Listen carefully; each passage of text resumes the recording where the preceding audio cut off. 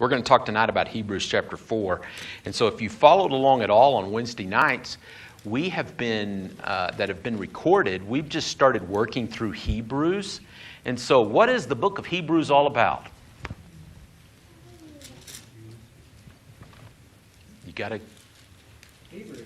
Hebrews. Well, yeah, kind of. It's trying to convince the Hebrews of something. And what is it that the Hebrew writer is trying to convince the world and the Hebrews and Jews and us today and anybody who's willing to read the book? Jesus is better. Jesus is better. Jesus is better. That's it. Jesus is superior. I mean, that is the intent of the book, is for Jesus to show and display that Jesus is simply superior. He's just better. And so as we've already studied, we've seen that there's actually going to be 7 major reasons in the book why Jesus is just better. And we've only actually looked at 2 of them so far. And so the first one was Jesus is better because he's deity. That was chapter 1. And then in chapter 2, it says Jesus is better because he came in the flesh, and so he was human. And so that just makes him better because, and that leads, of course, into number 3, which is Jesus is a better priest. And so Jesus is a better priest because he understands what God's going through, he understands what man's going through, and so he can represent both to each other. So he's the perfect go-between because he is both man and God, and so that makes sense. And so we've mentioned already, so this is just a recap, and then we'll start with this tonight's lesson. But if you remember, we started way long ago with chapter 1 and looking at verses 1 through 3, and this is the height of Christian second and third century theology. This is where the early Christians wrestled with each other and with the text and with God's will on who is Jesus Christ. Once Jesus ascended to heaven, right, he's like no longer in the flesh here on earth. And so we couldn't just like, hey, Jesus, now tell us one more time exactly what you were meaning. And so quickly it was like, okay, now who really is Jesus? And so there were those that said, well, Jesus is inferior to God. And others who said, well, he's part of God, but he's really just man. Or no, he was only God and he couldn't have died on the cross because God can't die. We get remnants of that Gnostic teaching even today. Like, how many people who are Christians don't believe Jesus could have sinned? Well, why couldn't he have not sinned? Because he's God. I mean, of course, that's why he couldn't have sinned. He's God. And you're like, see, that's still Gnosticism creeping into our underlying theology. Because, right, God can't sin. So Jesus had to become a man. And so there's that transformation, that emptying himself of deity and all of that. And so it's confusing, as it should be, because we're dealing with things that we really don't understand because it's God. And so it was confusing to them. And so, but then Hebrews 1 and that whole text and how it talks about Jesus being God. And then we get chapter 2 where it's Jesus really is a man and he's been made lower than the angels and that he's in flesh and blood and he can die on a cross. So that's where we've been. Tonight we're going to look at only 3 small verses. And so in order to understand those 3 verses, you really have to understand a couple of key concepts. And so here it is. We want to ask our very first question that I think is so critical to this text, and that is clout. You got to have clout. What is clout? Good reputation, powerful reputation. Okay, a powerful reputation. Interesting. Okay. Clout. Like, what does it mean if I had clout? Okay, position. Okay. Yeah. Well, influence. So nowadays, if you like hang out with like YouTuber stuff, they actually will use the word clout today on the internet for influence, like YouTube influencers. And so they'll say, wow, that person has a lot of clout. In other words, they've got more millions of people connected to their little YouTube than somebody else, right? But that's really, it's not really what clout is it? Like, Like if you're from Chicago, that's probably the best place in America for understanding this concept of clout.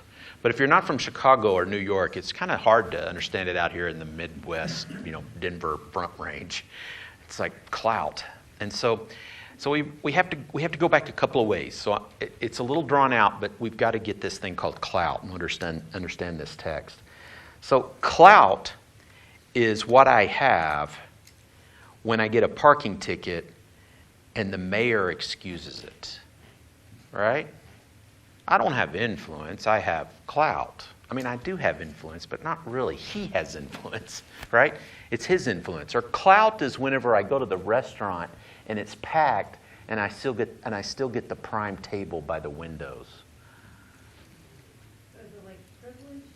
Well, it's sort of like privilege, but I'm not privileged because of myself. I'm privileged because why? You know the guy. Because I know the guy. Now we're getting to clout. Because I'm friends with the guy, whoever the guy is, right? Now, in American culture, we tend to like, what do we tend to do with that?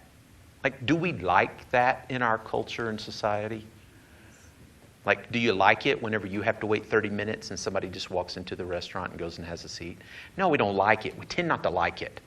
Matter of fact, we almost carry it over to another word, unless, of course, we're the ones that get to go sit down in the restaurant, right? But what do we tend to do with it? It's like it's cousins to what other word that's a really bad word in our culture? Like, the judge is about to make sentence, but we gave her a brand new car in between, and now the sentence is like, oh, you just get community service. We'd call that a bribe. It's close, and we kind of see clout as almost in that land. But in clout, I didn't give the guy anything to write the ticket off. I was just friends with him. And so in Asia, clout is huge. So, I should do the story with the mailman. Why not? Yeah? It's okay. Okay. And so we're in India, and as Shil says, we're really green. And so it's like the very first Christmas we're there, and the mailman comes to the door, Shil opens the door, I'm out doing whatever, and he of course can't speak English.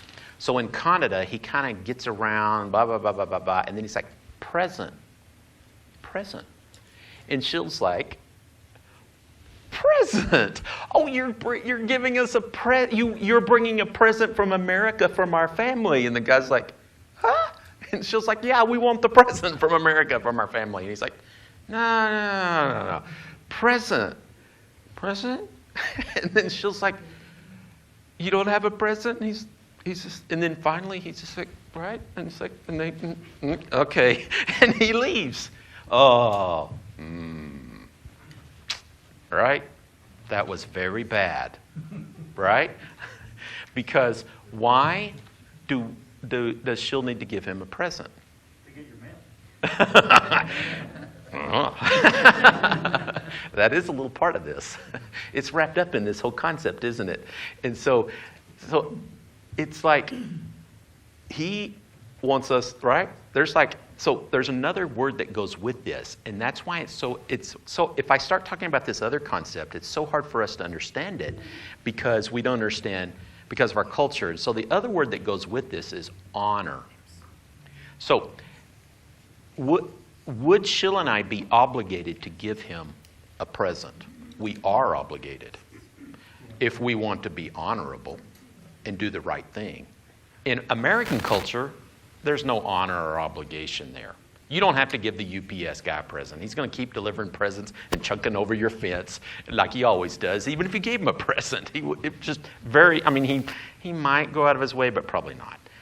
But in that culture, to not give that guy a present would be dishonorable because we are in the position of obligation to do the right thing, and it's like that's my duty with the mailman, and it's his duty to keep delivering the mail, But secondly, if something goes wrong, he comes to me with his clout. I mean, he's my mailman. It's like, he's special. And if he ever like gets in trouble, well, something happens to him. He gets has to go to the doctor while he's delivering mail, and I just happen to be the very next house. Well, I'm kind of like obligated to go pay his bill. And the doctor would even send the bill to me and skip him. I mean, how's he going to pay it?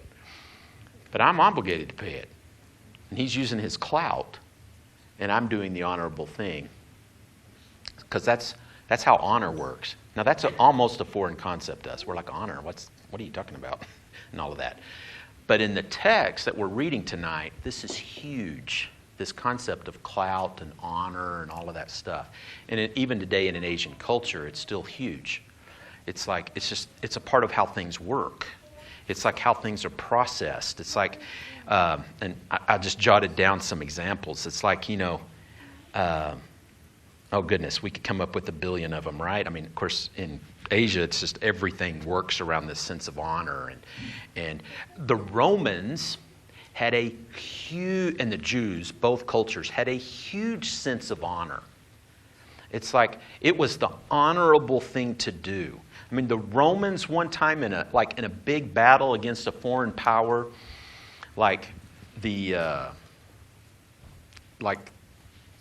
there were some traitors on the enemy side from Rome, and the traitors actually took a bunch of kids and kidnapped them and took them to the Roman camp. And the Romans tied those guys up and made the children whip them all the way back to the enemy camp. And said, you think we're going to win this battle through kidnapping kids? That's the dishonorable way. We're going to beat you guys by killing you. And so it's a huge thing in their culture. It's like, it's just this concept of Romans 2:15 does it, right? Written in their hearts while their conscience also bears witness. That concept of the Jews the Gentiles have a law in their hearts. That really was Roman speak. It's like they have this conscientious obligation to do what's right in however they see fit, right? And so that's why you get people doing these things like,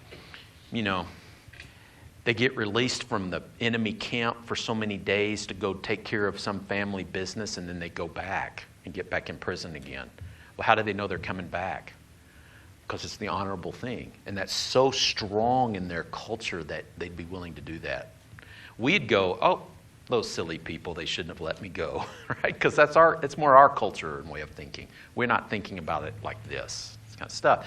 And that's why clout's so difficult. It's like we just don't quite get that, right? It's a relationship. So hang on to that, because we're going to come back to it, because it's a huge part of this story in the text here in Hebrews 4. It's let's see. What's the number one country song ever? It's the highest selling country song. I've Got Friends in Lowly Places is still the number one country song as far as sales. You gotta love that. Yes. And so this one is, we've got a friend in a high place. And it has a lot to do, the way he's writing this, it's all about clout and how this works. How we have this friend that's Jesus. We have Jesus, and he's a great friend, and it's a relationship that goes on here. You see it all over. We don't think about it, but it's like clout. Once you have it, you can't really take it away. It's like this relationship thing, and then the higher power or whatever it is, that other person that's like in the position of authority, they are obligated to take care of you in that, and to do the right thing. And so if you start thinking like that, and when you're in those other cultures, you start understanding how it's all working. It's like, so Sheila and I had this favorite restaurant when we lived in Bangalore, and it was called the Peacock. And every single time we went, they brought Brandon peas, green peas. a big bowl of green peas. And if you're just like an American, just like, wow, why are they bringing green peas every time? Just silliness. We didn't even order it.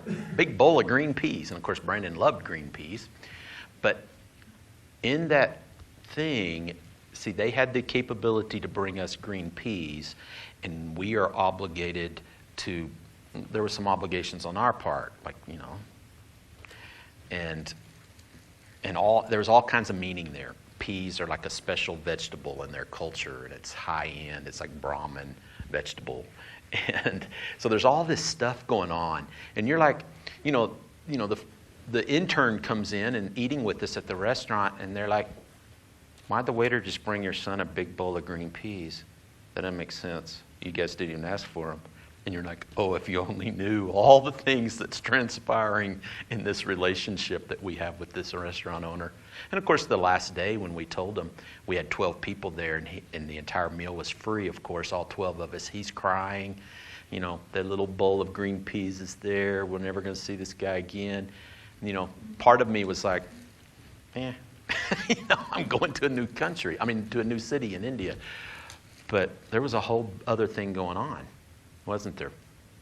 And so this is like we're going to get into that. And so does that make sense? Or like any other examples of clout? Surely as I was talking about all of that, some of you are like, oh, that makes sense in like when I went to here. Or maybe some of you have clout. It's so, it's weird, isn't it? Like it's a weird concept.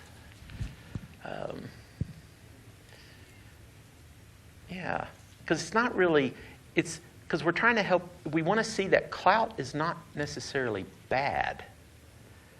It's just the way things work sometimes because it's a relationship-driven thing. Like if you were struggling, I'll give another example. So this house, this bungalow we rented had a gardener attached to it, a Molly, and the house is old as Moses, like the British officers from World War I built this house, lived in this house. And so then the Indian government, of course, British are gone. Some family owns the house now. They rent it out. We rented it out, I don't know, $100 a month or something. Anyway, it came with a gardener. Part-time, he had other jobs, of course, but he would come by every week and do the gardening. And as soon as we rented that house, we had an honor obligation to him. Literally, he did hurt himself one time, and the doctor's bill came straight to me. Like, he hurt himself while he was there on the thing, and the bill came right to the house, and I paid the bill, and life went on. Because if I'd have not done that, right? That would have been a huge dishonorable thing in his world, right? And if he got into trouble, he might pull his clout, right? He might pull the clout ticket.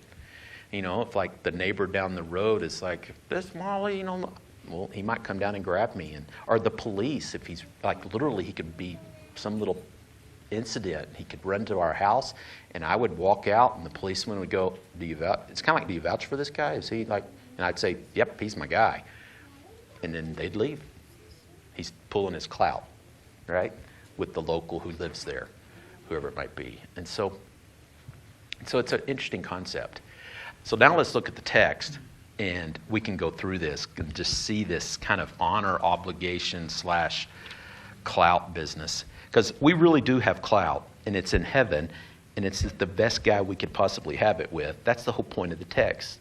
So after talking about, right, Jesus and how it's better and the promises are better than the Old Testament, he starts in 14. Since then we have a great high priest who has passed through the heavens, Jesus, the Son of God. Let us hold fast our confession. Since then we have a great high priest who has passed through the heavens, namely Jesus, the Son of God. Let us hold fast our confession. So what is it? What is he saying about Jesus Christ in this text? And how does that relate to us? So he's doing it like this. He's like, you've got a relationship with Jesus, and it's this duty and honor and this this relationship obligation that's all there. And what makes it so powerful that you trust in Jesus as the person to trust in? Because he's the right person. So verse 14 is all about him being the right person. Why is he the right person in verse 14? You don't even have to go to 15. You just stay right in 14. What makes Jesus the right person to go to? What gives him the ability to take care of things? Okay, so he's a high priest who intimately knows the one we don't. So he knows God really well. What else? What else strikes you in this? I'm sorry? Okay, so he was able to ascend and go to the heavens. He's passed through the heavens. That concept of high priest, there's a whole thing wrapped up there, right? So who's the high priest in the old law? Who's the high priest? The high priest. What did the high priest do in the old law? How many high priests were there? One at any given moment. Okay. So there's only one high priest. What else about him? He went into the Holy of Holies once a year and offered up atonement. Okay. So he's a little different from everybody else. I mean, there's like gazillions of Levites running around, right? And so many of them are priests that can go serve at the temple. And there's only one who's of the right lineage and who's selected to be the high priest. And so when he says here in the text, right, Jesus, verse 14, since then we have a great high priest who has passed through the heavens. Do you hear the language there? He has passed into the Holy of Holies. The Holy of Holies in heaven. And so there's this okay, you have a high priest. And if you knew the high priest in the first century, what kind of clout did you have while you lived in Jerusalem? Right? I mean, we get it. We get the concept right there, don't we? It's like, wow, I'm friends with the high priest. So back off, buddy. And then they would, right? I mean, it'd be like, oh, so sorry. Oh, yeah, our mistake, right? That's the way clout works. And so you can hear that in this text. Our high priest isn't just like the guy who goes to the Holy of Holies every year. Our high priest has passed through the heavens, and so we have a really good one. We have a great one, it says. We have a great high priest. Edward? Yeah. I hear a little bit of the concept of the middle there too, where Jesus is capable of going from God through the middle down to us. Nobody else could do that. And if we're in the middle, where are we? So Mark's bringing up this great concept of right, there's the heavens, there's the earth, and then there's what's called the middle. And the middle is the place that separates. The middle is the go-between place. And in places that don't understand how reality is, what do they put in the middle? Like, if your God is, I don't know, Vishnu, or, some terrible god, you don't really go to him for anything. So instead, where would you go? So the majority of the world doesn't, do what we're about to talk about. And that is, we as Christians, how do we skip over the middle and go to God? Prayer, right? Prayer is the way we get to God. And so that's why this verse is the right person to pray to. And that's where you end up. That's the conclusion you end up making with this first verse, right? It's like he's the right person to hear our prayers because he has entered the Holy of Holies. And so there's that, the God who came to the earth and once walked on this earth, now he's in heaven and he's hearing our prayers. And so that makes him a really good kind of priest. But back to that concept of the middle. So we skip over the middle by prayer to get to God. But how the majority of the people in this world do that? So if you're Muslims, you believe in jinn. And they're the ones that actually carry all your messages and kind of help you out in the middle. If you're a Catholic, you would have what? Saints in the middle, right? Or Mary. Mary has to go, right? God's way over there somewhere, too far away for us. So Mary, can you go and take care of business for me? And so all of those concepts revolve around what? Clout and honor. So we're building up what this text is really all about. Because in all of those situations, it's like, right? Hey, Mary will have some clout with her son. So let me go to Mary, and Mary will take care of business for me. He'll have to listen to her, right? She's his mother. And so you can hear that concept of like clout in that. And so, good point though. What else about this? And we'll go on to number 2 because we're going to run out of time. So, he's not just the right person though.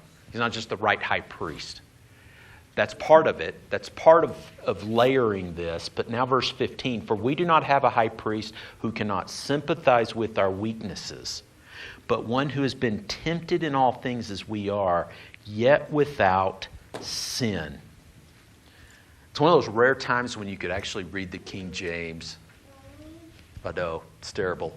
But actually, does anybody actually have a King James? There's a little part here in verse 15 that says, touched with the feeling of our infirmities.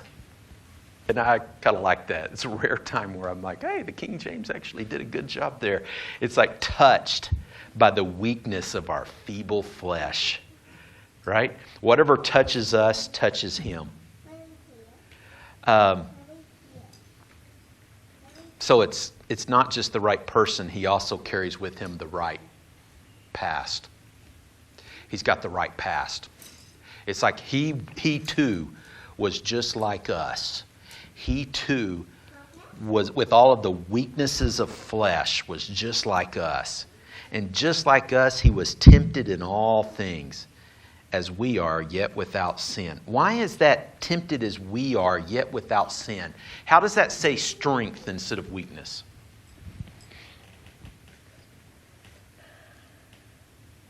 How is that a concept of strength? He stood against the temptation. Exactly. And so how does that show strength? So flesh it out for me there, right? It's like, so, a typical West Texas day growing up in Lubbock, Texas, what's the average wind speed? 60. Oh, come on. It's 40 most days, but 60 some days. And 40 some days. And it never gets below 35. And so it's like 35 miles an hour. You go outside and it's only 35 miles an hour. And you're like, oh, wow, we're having a really calm day. And then, but some days it is 60. And of course, once it gets up to 60, what else is in the wind? Dirt. Lots of dirt. And so, walking home from elementary school, you're like, there's those days in March and April and May and June and July and August, September and October, November, and December, when you're walking home and it's like a 60-mile-an-hour day, and if the wind is coming in like you're walking this way and the wind is blowing this way, and so what are you having to do? You're an elementary kid, and so she'll got blown away a couple of times, but we're kind of like this, right? And so you're kind of like walking, and it's 60 miles an hour, and because it's just blowing, just constant. It doesn't let up, and this isn't gay, it's blowing 70 when it rushes, but the rest of the time it's just staying at 60. And you guys think I'm kidding, but if you've lived in Lubbock, you know. and so you're like, right? And so how does this work with temptation? It's like, the wind was blowing 5 miles an hour, and it blew me backwards and I fell down on the ground. Temptation overcame, right? I succumbed to the temptation. I fell down at 5 miles an hour. Do I really know anything about temptation? Nah. That's why I always like to say, people who have given in to sin right off the bat and just lived a worldly life and all that, they have no idea what temptation's like. They have no idea compared to what you're going through if you are doing this journey that we're talking about. Because what happens at 20 miles an hour, right? And you're kind of like, but 30, okay, yeah, it's blowing. At 50 miles an hour, and do you give in? Or do you keep going? At 60 miles an hour. So which is harder to withstand, 60 mile an hour winds or 5 mile an hour winds? Well, we know the answer. It's a lot harder to withstand 60 mile an hour winds than it's 5 mile an hour. And once we get to 100 mile an hour, right, or 120 or hurricane force, right, it's really hard to withstand those winds. So now we go to the text and it says, Jesus, though, did what? He just kept withstanding. He just kept overcoming temptation until the end, till it had played out. However hard it started blowing, he kept going. So does Jesus know what it's like for the wind to be blowing 100 miles an hour? Yeah. I may never even get to that kind of temptation, right? I may never get to the level of temptation Jesus got to. And it's okay. Because the point is, he did, and so he understands what all of us go through. Does that make sense? It's like the right kind of past.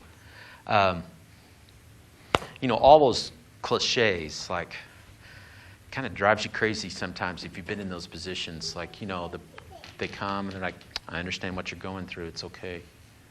And you're like, do you really? Like, do we know what each of us are going through? It's so challenging, isn't it? And so it's like it's hard to be in somebody else's shoes. And so you start thinking, really what's better is maybe to say, hey, if you need anything, we're here for you. And maybe it's just being there, right, with the person who's going through some difficulty. And so there's that empathy business here that Jesus is talking about. So what makes him have the right past? We don't have a high priest who cannot sympathize, right? We have a high priest who has had to withstand the full force of temptation. Can we even imagine what it was like for Jesus to be tempted? What he was going through in those moments when he worked with Satan through all of that? Here's Mere Christianity. It's a great quote. C.S. Lewis stuff, right? A silly idea is current that good people do not know what temptation means. This is an obvious lie. Here's that concept. Let me see what time it is. Woo. Oh, good. This is an obvious lie. Only those who try to resist temptation know how strong it is. After all, you find out the strength of the German army by fighting against it, not by giving in. You find out the strength of a wind. Oh, there it is, by trying to walk against it, not by lying down. A man who gives in to temptation after 5 minutes simply does not know what it would have been like an hour later. That is why bad people, in one sense, know very little about badness. They've lived a sheltered life by always giving in. Christ, because he was the only man who never yielded to temptation, is also the only man who knows to the full what temptation really means. That has an enormous implication for our lives, doesn't it? Christ was tempted but never gave in. And so, how does that affect our prayer? How does it affect when we think about him being our person we go to when we struggle? Well, the last one, verse 16. Let us therefore draw near with confidence to the throne of grace, that we may receive mercy and may find grace to help in time of need. It's the right place, right? So what makes Jesus so good for us is he's the right person and he's at the right place and he had the right past to take care of us, didn't he? This one's the right place. Let us therefore draw near with confidence to the throne of grace, that we may receive mercy and may find grace to help in time of need. So when we pray, where are we going? We're going right to the throne of grace. What makes Jesus the right high priest according to that verse? Verse 16.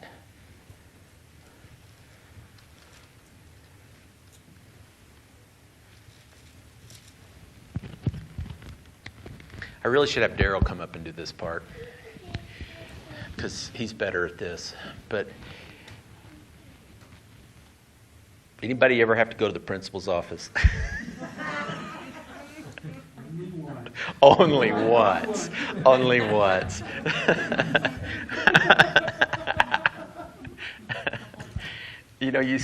You think, oh, I have to go to the principal's office.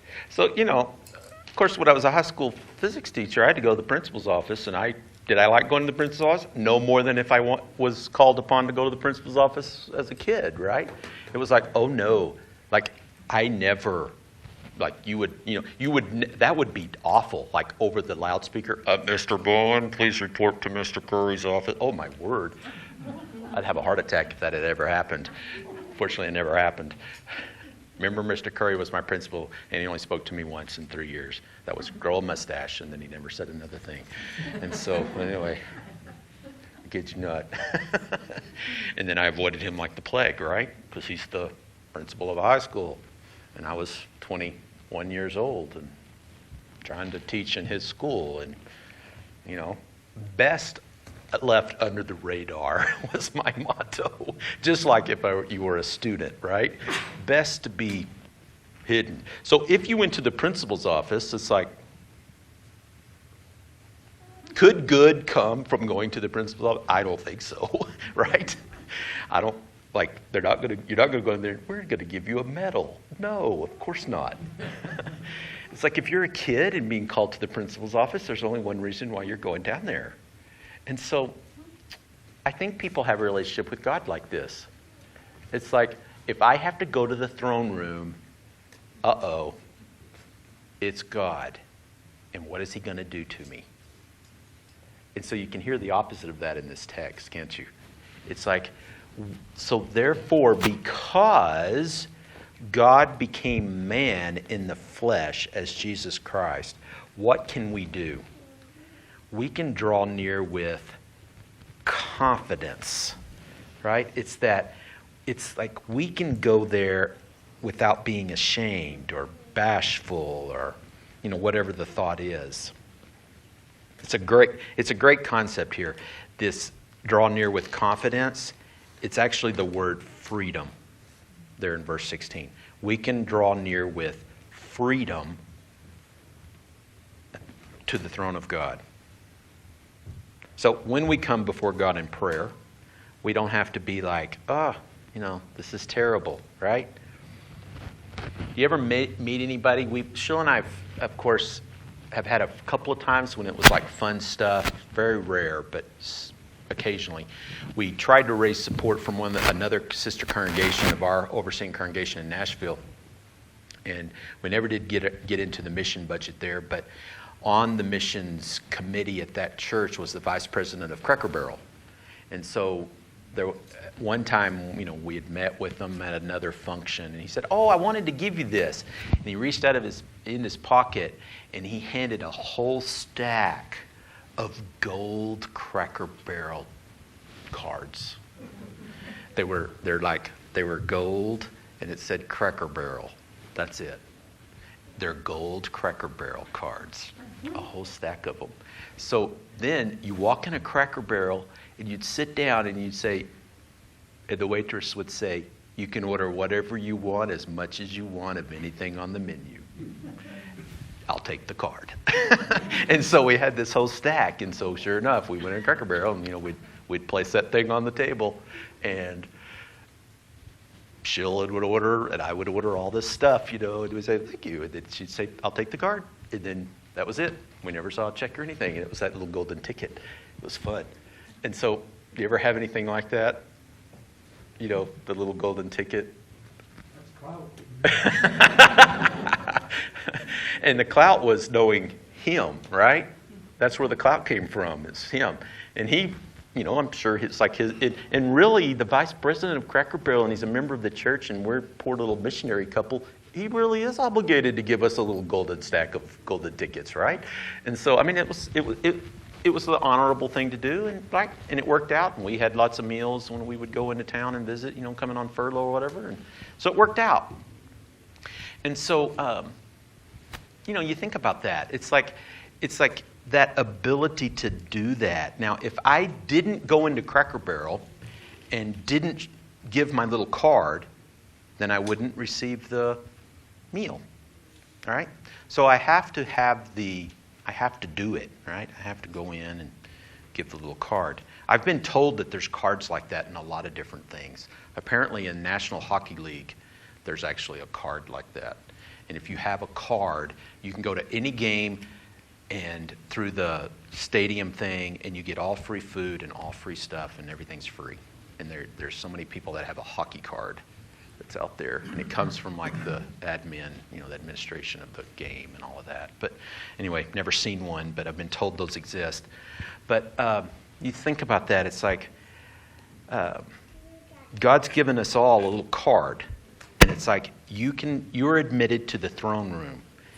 And so it's like, now let's kind of wrap this up with that concept of clout. It's like, what is the Hebrew writer really saying here? What is he saying to us? Like, what would our card be? It wouldn't be a golden card. It'd be I don't know, maybe a blood card, right? Because the blood is what makes it all work. Jesus' blood. So maybe it's stamped with the blood of Jesus. But here's this whole concept of, like, because we have a relationship with this high priest, it's like we're connected, right? It's like we have connections. And that's the way the Hebrew writer presented this. He's like, oh, you think having connections with the chief priest there in Jerusalem is where you get this connection. That's not where it's at. No, Jesus is the one. And if you have a relationship with him, then you can, it's like it's an obligation. It's an honor thing. Jesus cannot help but give us what he is desired to do, and that is what? Bless us with mercy and grace. And so that's where he's at with this text. He's like, this is how this works. It's like, you have come to the right place, to the right priest. He's the one that can do all the, whatever it is you need. And I'll stop here with Psalm 123. This is the first time Sheila's used it in Bible class when she's taught ladies' classes, but I have never used this text before, and it's so perfect. And so she pointed it out to me, and so it's perfect. It's Psalm 123. And so I'm going to start using Psalm 123 more often with Hebrews here in this particular section. But it's the Psalm 123 because it's like, wow, David understood this concept a lot better, of course, than we do or I do, right? Because that was their culture. But you can hear it. I look up toward you, the one enthroned in heaven. So there's our connection to Hebrews 4. I look up toward you, the one enthroned in heaven. Look, as the eyes of servants look to the hand of their master, as the eyes of a female servant look to the hand of her mistress, so our eyes will look to the Lord our God until he shows us favor. Show us favor, O Lord, show us favor. For we have had our fill of humiliation and then some. We have had our fill of the taunts of the self-assured, of the contempt of the proud. So, wow, that guy really understood this concept of honor and obligation on the part of God, and that he must come through because he has a relationship with us, and that we have clout now. It's like it's almost like outstretched arms. Lord, take care of me. And what's the Hebrew writer say he's going to do? He's the right person to pray to. He has the right past. He understands everything about what we go through. He can sympathize with every temptation and every bit of suffering. And he's in the right place now. He's at the throne room of God. And so what makes him the perfect high priest? And so, I don't know about you guys, it's the first time I've ever taught this passage thinking of it like this. And so, it'll take me a few times before I really start solidifying this concept. But I really do, I don't think that cheapens it. I think if we understand what he's really saying about Jesus. Because, we saw it in Psalm 123. It's like this relationship is like that, isn't it? Any last thoughts? Yes. I can't help but think, I liked your analogy of the gold card. You had a whole stack of them. You could have just kept them in your pocket, thrown them in a drawer, never used it. Use them. And that's what we do when we do not remember that we have this wonderful gift of being able to approach the holy throne of God with confidence. And he wants to work in us, Right. through us. Yes. And Yeah. we just don't do it. Right. We're He friends loses, he loses the with the Creator and the priest. Like we're friends with the priest. And we forget what a privilege and honor and position we have as Christians. Yeah, and we don't use our golden ticket. And to think that Jesus is going, I don't really want to hear your prayers. No, he's a willing, right? He's willing. We know he's willing because he came all the way to the earth and did all of this. And there's another day for that lesson, but this text is really making it plain that he's obligated. Why is God obligated to do this, to show mercy and grace? Because that's who he is. It's his nature. Back to the honor thing. Yeah. It'd be dishonorable for God not to do that. And it would dishonor him. If you're the king of the universe and you're not helping people that's in relationship with you, we would go, well, that's weird. What kind of king is that? Good points. Austin, did you ever get anything online? Yeah, we're streaming. We don't have any comments, right? No comments. Okay. Well, we could say if anybody's watching online, shout out to the rest of us real quick, but we'll see if you get anything in the last minute here. If anybody says hello, you'd have to type fast. Say hello, everybody, and Austin will read it to us. Or they may have tried at the beginning. Did we have difficulties at the beginning, or was it on? Or Yeah, we lost the first 3 or 4 minutes, but oh, after that, after that we're good. Okay.